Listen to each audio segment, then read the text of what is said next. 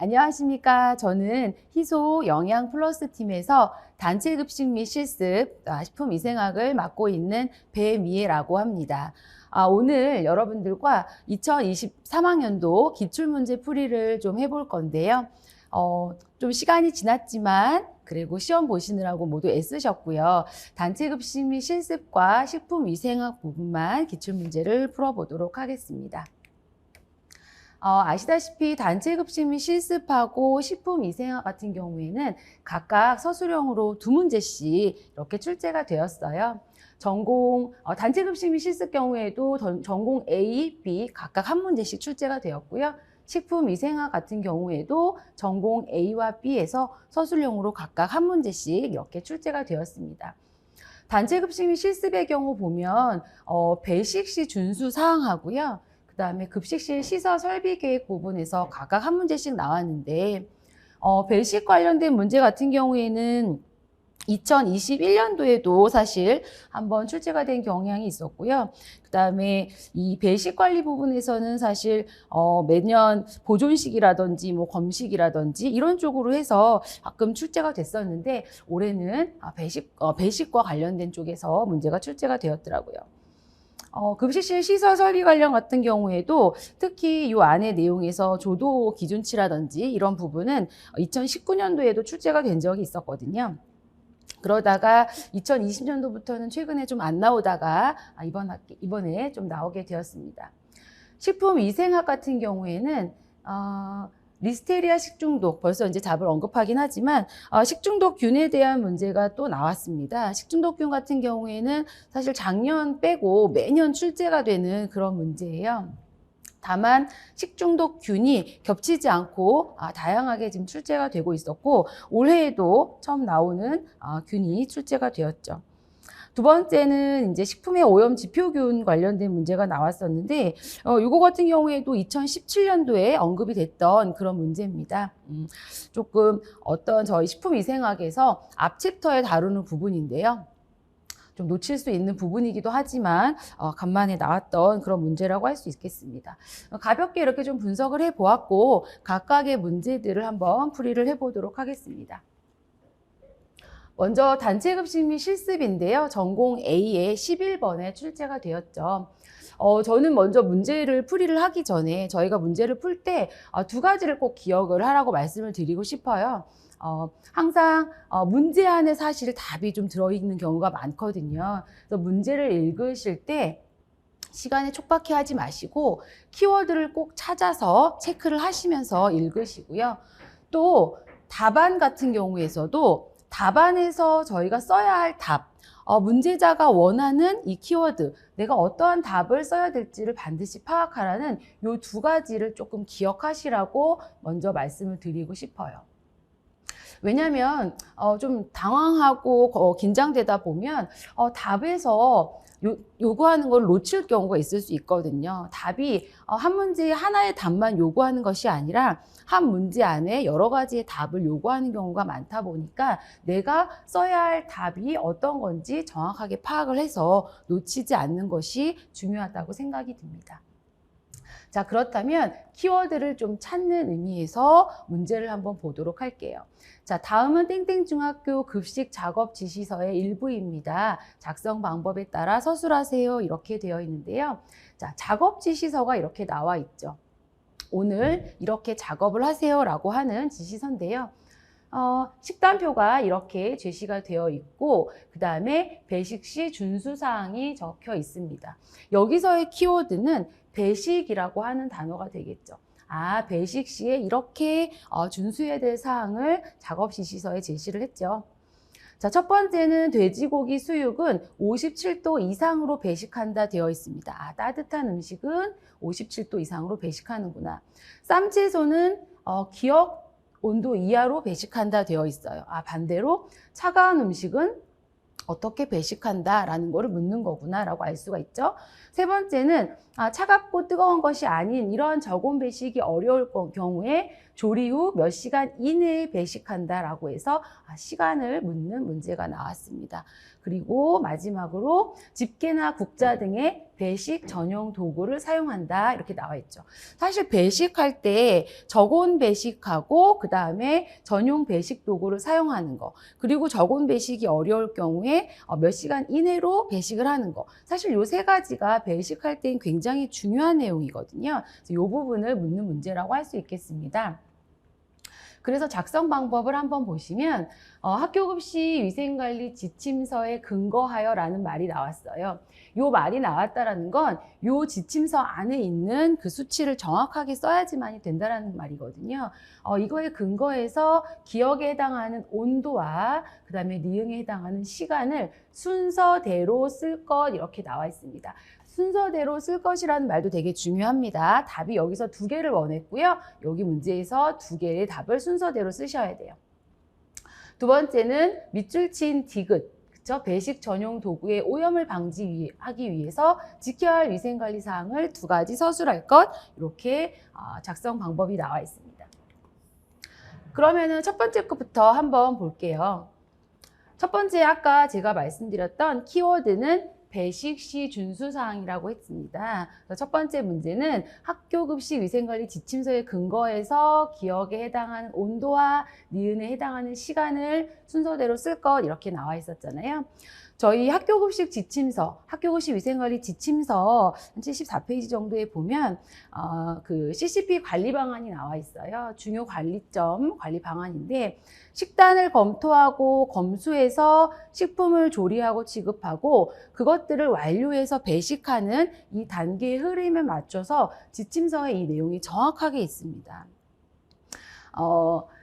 따뜻하게 제공해야 하는 것들은 57도 이상으로 유지를 하고요. 그렇게 따뜻하게 유지할 수 없을 때는 2시간 이내에 배식을 완료하여야 된다라고 정확히 나와 있고요. 또 차갑게 배식을 해야 되는 것들은 5도씨 이하로 제공을 한다고 나와 있죠. 이 제공이 결국 배식을 한다라는 뜻이고, 그렇게 차갑게 배식을 하지 못할 때는 마찬가지로 2시간 이내에 배식을 완료하여야 된다라는 말이 정확하게 명시가 되어 있습니다. 그래서 위생관리 지침서에 근거해서 제시하라고 되어 있기 때문에 배식에 나와 있는 5도씨 이하 그리고 2시간 이내 배식이라는 부분으로 정확하게 답을 쓰시면 될 것 같아요. 그런데 이 부분이 조금 혼란이 되어 있을 수 있는 여지가 있는 부분이죠. 왜냐하면 학생들이 조금 착각을 했거나 좀 논지에 좀 거론됐던 문제이기도 한데요. 이게 왜 그러냐면 저희는 문제에서 요구하는 건 배식이라는 키워드였는데, 간혹 지침서에 완제품 관리 부분에서 나오는 온도만 가지고 혼돈이 됐을 수도 있을 것 같아요. 특히 교과서만 가지고 공부를 하셨던 학생들보다는 현장에서 근무를 하시면서 공부를 같이 하시는 분들은 조금 혼란이 오지 않았을까 싶습니다. 왜냐하면 온도만 봤을 경우에는 완제품 관리 부분에서 물론 지침서에도 나와 있지만 음식을 다 만들고 나서 찬 음식은 10도 이하, 그 다음에 따뜻한 음식은 57도 이상으로 유지하도록 하는 그런 지침이 있거든요. 그래서 이 부분을 배식 관리하고 조금 착각을 하셨을 수 있고요. 실제 현장에서는 또 10도 이하로 관리를 하는 것도 있다 보니까 현장에서 근무하는 거하고 생각을 해서 온도만 딱 나오다 보니까 착각을 하셨을 수도 있을 것 같아요. 하지만 문제에서 요구하는 키워드는 배식 시 준수사항이기 때문에 다 만들어 놓고 나서 완제품을 관리하는 이 온도와는 구별을 하셔야 되는 부분이 조금 여기에서는 혼돈이 있을 수 있고 좀 정확한 답은 배식 관리 부분이라고 보셔야 될 것 같습니다. 자, 두 번째 물어본 거는 디귿의 오염을 방지하기 위해서 지켜야 될 위생관리 사항이었잖아요. 여기서의 디귿은 전용 도구였거든요.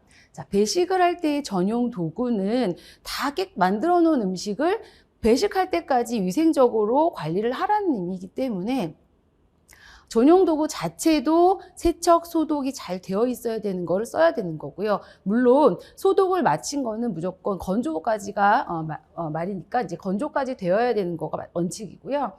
또 그렇게 건조까지 다 돼서 소독이 완료된 도구를 사용하고 사용할 때도 위생적으로 사용을 해야 되는데 위생적으로 사용할 때는 가장 기억하셔야 되는 게 각각의 음식마다 전용 도구를 쓰셔야 되는 거죠. 이 음식과 저 음식을 혼돈해서 쓰면 안 되는 부분, 이 부분을 꼭 기억하셔야 되고요.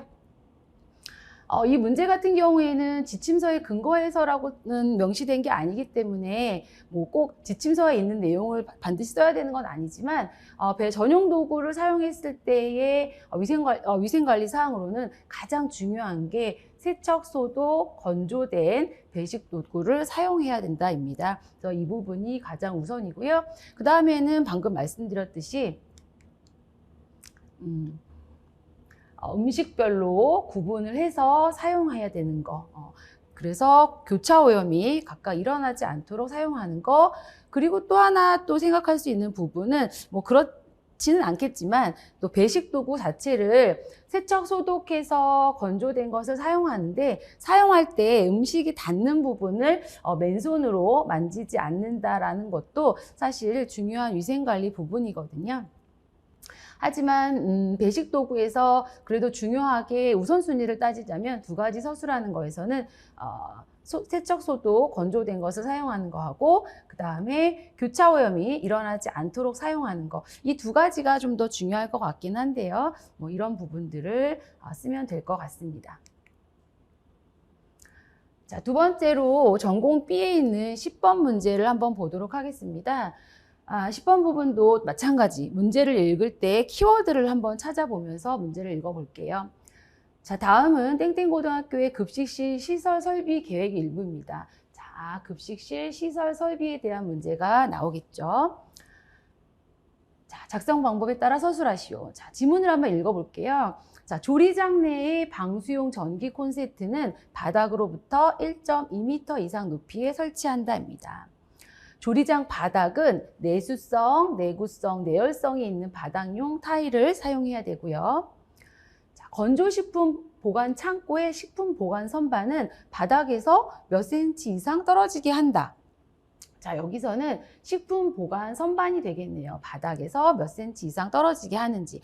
사실 이런 수치적인 거는 되게 많이 나오는데 이 작성 방법에서도 결국 학교급식 위생관리 지침서에 근거하여라고 나와 있잖아요. 이런 숫자는 지침서에 있는 숫자를 정확하게 기입을 하셔야 되고 그렇게 이제 나와 있는 지침을 외워야 되겠죠. 식품을 보관하는 선반은 바닥에서 몇 cm예요? 15cm죠. 15cm 정도 높이 위에다가 보관을 해야지만이 바닥에 있는 오염으로부터 방지를 할 수가 있고요. 또 세척도 용이할 수 있고 그렇습니다. 두 번 마지막 검수실은 자연 채광이 곤란한 경우에 인공 조명으로 조도는 몇 룩스 이상 되도록 한다. 여기에서의 키워드는 이제 검수실이죠. 검수실의 조명 조도. 자연 채광으로 조도가 이루어지는 것 플러스 또 인공 조명까지 더해서 어쨌든 조도는 몇 룩스 이상이 되도록 해야 되는지, 이거는 굉장히 단골로 나오는 부분이고요. 실제 급식 현장에서도 조리장도 중요하지만 검수실에서의 조도 체크 굉장히 중요한 부분이거든요. 이것도 학교급식 위생관리 지침서에 정확하게 나와 있는 숫자로 외워야 될 것 같습니다.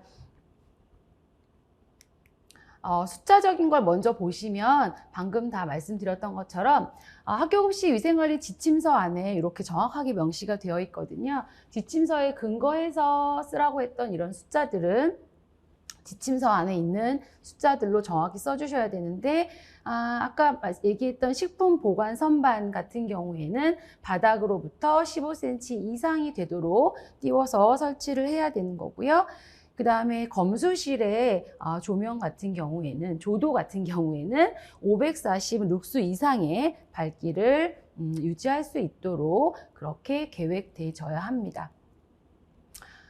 그 다음에 문제에서는 밑줄 친 기역이라고 하는 건 조리장이었거든요. 조리장을 일반 작업 구역과 청결 작업 구역으로 분리하는 이유를 서술하고 그쵸? 서술하고, 그리고 이 청결 작업 구역에서 이루어지는 작업 내용을 한 가지 쓸 것. 결국 문제에서 두 가지를 얘기하고 있습니다. 두 가지의 답을 요구하고 있죠. 저희가 일반 작업 구역과 청결 작업으로 구분하는 이유는 교차 오염이라고 하는 키워드를 꼭 기억하셔야 돼요. 교차 오염. 교차 오염을 방지하기 위해서 구역을 구분하는 건데 시설이 잘 되어 있어서 벽이라든지 이런 식으로 완전히 차단이 되면 관리하기가 편하지만 그렇지 못할 경우에는 어느 정도 이렇게 좀 가드를 채워서 구획을 나누는 노력까지도 하시는데요. 이런 것들이 다 왜 그러냐면 그 구획 안에서의 미생물의 교차 오염을 방지하기 위해서이죠. 그래서 일반 작업과 청결 작업을 구획을 나누고 지금 이거는 이제 지침서에 나와 있는 내용이기도 하지만 이 두 가지 구역을 나누는 이유는 여기 또 잘 나와 있습니다. 미생물의 오염을 방지하기 위해서, 교차 오염을 방지하기 위해서 이렇게 구역을 분리하는 거고요. 일반 작업 구역에서 하는 일, 그 다음에 청결 작업 구역에서 하는 일, 이렇게 구분이 돼서 나와 있죠. 근데 청결 작업 구역에서 하는 작업 내용 한 가지만 서술하면 되는데, 청결 작업 구역 같은 경우에는 일반 작업에서 작업을 하고 난 이후에 이제 깨끗하게 관리해야 되는 부분들이거든요. 대표적인 게 조리 작업이죠. 근데 조리 작업 같은 경우에는 가열 조리 작업도 있고 비가열 조리 작업도 있기 때문에 뭐 각각 쓰셔도 되고요. 그 다음에 조리가 꼭 가열만 얘기하는 건 아니고 이제 소독이라고 하는 과정도 조리에 포함이 되죠. 그래서 가열 후 또는 소독 후 어떤 식품을 절단한다든지 소독이나 가열한 걸 가지고 식품을 또 작업을 한다든지 이런 것들은 다 조리 작업에 해당이 됩니다. 청결 작업 구역에 해당이 됩니다. 그래서 가열, 비가열 조리, 그다음에 가열 후, 소독 후 어떤 식품을 절단하거나 처리하는 그런 공정들도 다 청결 작업 구역에 해당이 되고요. 또 다 만들어진 음식 배선하는, 배식하는 그런 구역, 또 식기를 보관하는 구역도 청결 작업이죠. 세척, 소독, 건조된 식기를 보관하는 그런 구역도 청결 작업 구역에 해당이 됩니다. 그래서 이 세 가지들 중에서 또 조리 같은 경우에는 이렇게 좀 나눠져 있으니까 이 내용들 중에서 한 가지만 쓰시면 되는데 사실 문제에서 이렇게 한 가지 쓰시오, 두 가지 쓰시오 이렇게 나왔을 경우에는 우리 학생들이 여러 가지를 다 기억하시면 물론 그 중에서도 아주 정확한 것들, 그다음에 아주 조금 더 중요하고 우선순위 되는 부분으로 쓰시는 게 좋을 것 같아요. 약간 애매한 것들보다는. 그래서 내용을 한 가지 쓰라고 되어 있으니까 아주 정확한 뭐 조리라든지 배식이라든지 이런 것들 위주로 써주시는 게 좀 더 안전하지 않을까 싶네요. 자, 그래서 이 문제 같은 경우에는 아까 조리실 일반 구역과 청결 작업 구역 구분하는 거는 교차 오염을 방지하기 위해서이다. 그래서 이런 키워드가 들어가면 될 것 같고요. 그 다음에 거기서 하는 작업 내용은 이 중에서 한 가지만 써주면 되죠. 그리고 식품 보관 선반, 그 다음에 검수실의 조도 이렇게 순서대로 써주시면 됩니다. 자, 두 번째는 이제 식품 위생학 문제를 조금 한번 볼게요. 식품 위생학 문제도 전공 A와 B에서 각각 한 문제씩 출제가 되었는데요. 전공 A의 7번 문제를 먼저 보겠습니다. 자, 이렇게 지문이 좀 나와 있을 때 제가 뭐라고 그랬죠? 키워드를 좀 찾아가면서 문제를 읽으라고 했습니다. 특히 이 문제 같은 경우에는 문제 안에 사실은 답이 다 들어있어요. 그래서 키워드를 좀 보면서 읽어볼 건데요. 아이고, 죄송합니다. 자, 다음은 식중독에 대한 내용이래요. 아, 식중독에 대한 문제가 나왔구나. 자, 임신 중인 여성이 남편과 함께 천연치즈와 양상추가 혼합된 훈제 연어 샐러드를 구입했다고 했습니다. 사실 훈제 연어라는 단어만 들어도 알 수 있는 식중독이 있긴 하지만 조금 더 읽어볼게요. 샐러드를 구입해서 3일 동안 보관하면서 섭취를 했대요. 자, 3일 동안. 뭐 샐러드니까 뭐 냉장고에 보관을 했겠죠. 그렇죠? 자, 이들의 부부는 메스꺼움, 설사, 발열, 오한 등의 증상이 나타나서 병원을 방문했습니다. 의사는 부부가 먹은 음식과 증상을 상세히 들은 뒤에 이 샐러드 섭취에 의해서 세균성 식중독을 의심하였대요. 어떤 식중독인지 느낌이 여기서 벌써 오실 겁니다. 근데 그 다음에 중요한 힌트가 나왔죠. 이 식중독은 아이스크림에서도 검출이 될 수 있는 이 세균에 의해서 감염이 된 거예요. 그리고 그 다음에 또 키워드가 나와 있죠. 임산부가 감염이 됐을 때 유산, 조산 또는 사산도 할 수 있는 그런 위험성을 가지고 있고, 신생아가 감염될 경우에는 뇌수막염이나 폐혈증을 일으킬 수도 있다. 자, 이렇게 제가 지금 밑줄 친 부분들이 사실은 키워드인데, 이렇게 보는 키워드만으로도 이 식중독이 어떤 식중독이다라고 느낌이 올 거예요. 그런데 작성 방법에 보니까 그 식중독을 묻는 문제가 아니라 기억의 원인으로 추정되는 세균의 학명을 쓰라고 나와 있습니다. 그리고 생육 온도와 관련된 특징도 서술하라고 나와 있죠. 그래서 학명도 쓰고 특징도 쓰고 두 가지를 요구하고 있어요.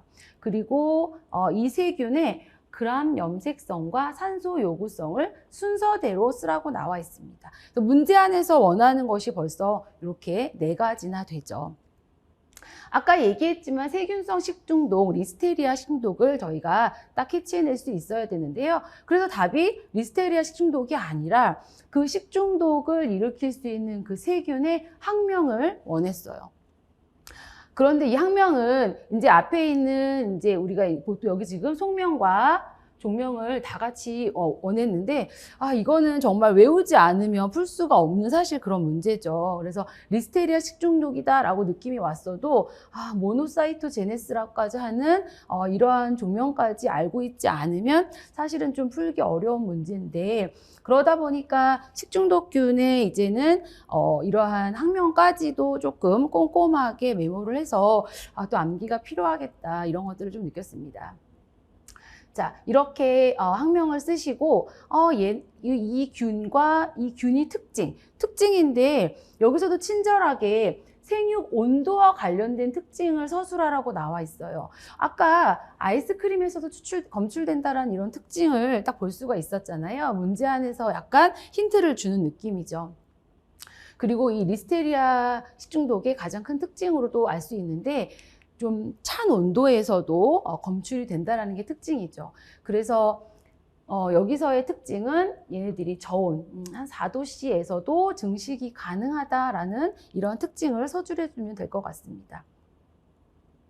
그리고 얘 그람 염색성과 산소 요구성 같은 경우에는 세균성 식중독, 특히 감염성 식중독 중에서 그람 양성을 띠고 있는 균 중에 하나잖아요. 대표적으로 하나밖에 없잖아요. 그래서 아마 이걸 물어보지 않았을까 싶기도 하고요. 또 통성 염기성이다라고 하는 것까지 같이 이렇게 아마 리스테리아 식중독이라고 하면은 이 키워드 정도 또 이 학명까지는 모르실 수 있겠지만 저온에서 증식이 가능한 거와 또 얘만 그람 양성이라는 거, 이런 특징은 아마 같이 이렇게 외우시지 않았을까 하는 생각이 듭니다. 그래서 이 문제 같은 경우에는 문제 안에 키워드가 다 있어요. 하지만 얘네들을 정확하게 외우지 않으면 맞히기 어렵고 나 이거 아는데 이런 느낌이 들 수밖에 없는 그런 문제라고 좀 생각이 듭니다. 자, 그리고 마지막 문제는 전공 B의 이제 5번인데요. 문제를 한번 볼게요. 대학생의 식품위생 검사에 대한 실험 보고서의 일부래요. 식품위생 검사구나라는 걸 알 수 있죠. 김밥의 오염 지표 세균을 모니터링 했는데요. 어떤 재료를 가지고 했느냐? 분식점에서 판매하고 있는 김밥 10종을 가지고 있습니다. 검사 항목을 보니까 일반 세균의 정량적 오염도 검사. 정량적이라고 하는 건 얼만큼 나왔는지 양적인 걸 검사하는 거죠. 그리고 대장균군 같은 경우 정성적 오염도 검사. 정성적 검사라는 건 있느냐 없느냐를 검사하는 겁니다. 그래서 일반 세균과 대장균군을 가지고 검사를 했구나 알 수 있죠. 결과를 보니까 일반 세균의 평균 오염도를 나타냈고요. 그 다음에 대장균군의 양성률, 이 2종이 나왔대요. 이런 결과가 나왔어요. 그리고 결론은 3개를 이렇게 도출했는데 교수님의 피드백을 보니까 김밥의 오염 지표 세균의 모니터링을 위한 실험은 잘 수행이 됐대요. 실험은 잘 됐는데 결론 도출이 잘못되었음이라고 했습니다.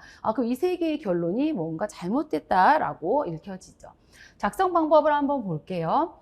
자, 냉동식품과 건조식품의 식품위생 검사를 할 때 밑줄 친 기억의 검사와 함께, 밑줄 친 기억은 대장균군이거든요. 이 검사와 함께 사용할 수 있는 오염지표군의 명칭을 쓸 것 이렇게 되어 있습니다.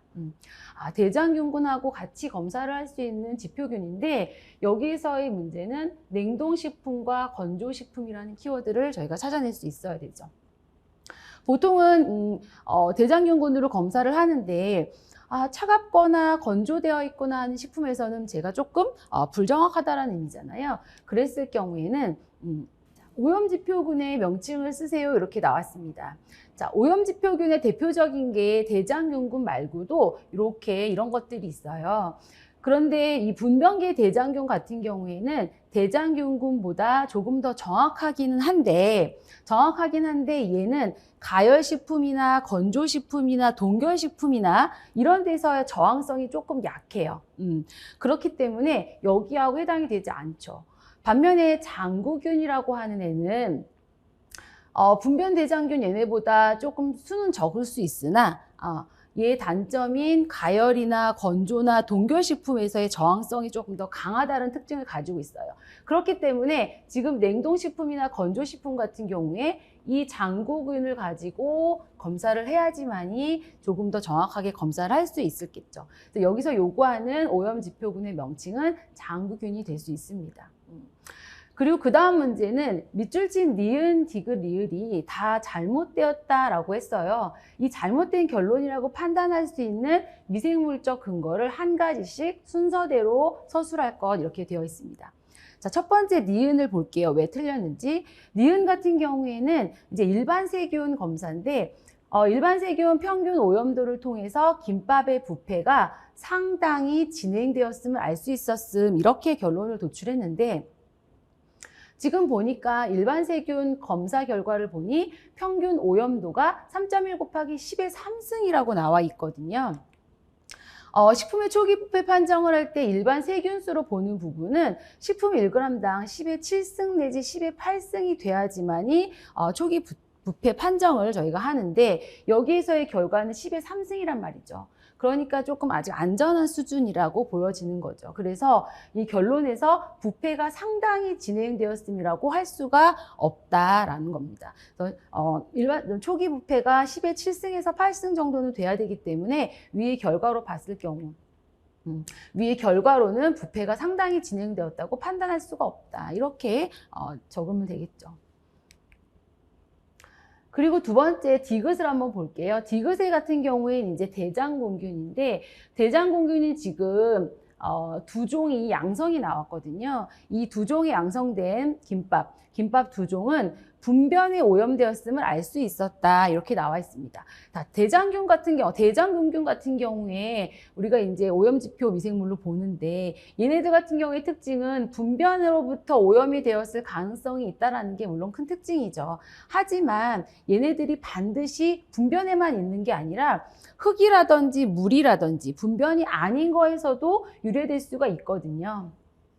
그렇기 때문에 이 대장균이 두 종이 양성이 나왔다고 해서 분변에 오염되었다라고만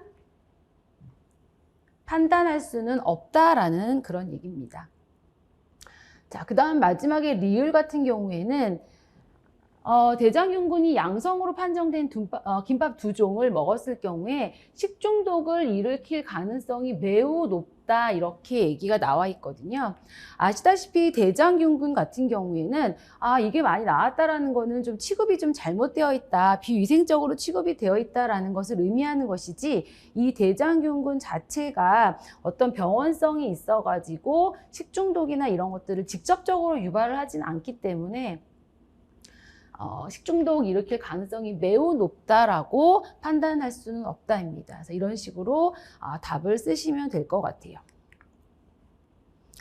자, 이렇게 해서 단체급식 및 실습과 식품위생학 문제 각각 두 문제를 좀 풀어보았는데요. 일단 시험 보신 선생님들 되게 고생하셨고요. 그리고 이 문제 같은 경우에는 사실 쉽게 느껴지기는 하지만 기초 개념을 정확하게 암기하고 있지 않으면 아쉽다 하는 문제들이에요, 사실. 그렇기 때문에 내년이나 다음에 이제 시험을 준비하시는 선생님들 같은 경우에도 이 과목 같은 경우에는 굉장히 기본적인 기초 개념을 이해하시고 꼭 암기를 하시고 많이 어려운 것까지 너무 많이 하시기보다는 아주 기본적인 것부터 그 개념을 꼭 암기하시는 그러한 방법이 좀 필요하지 않을까 싶습니다. 자, 고생하셨습니다.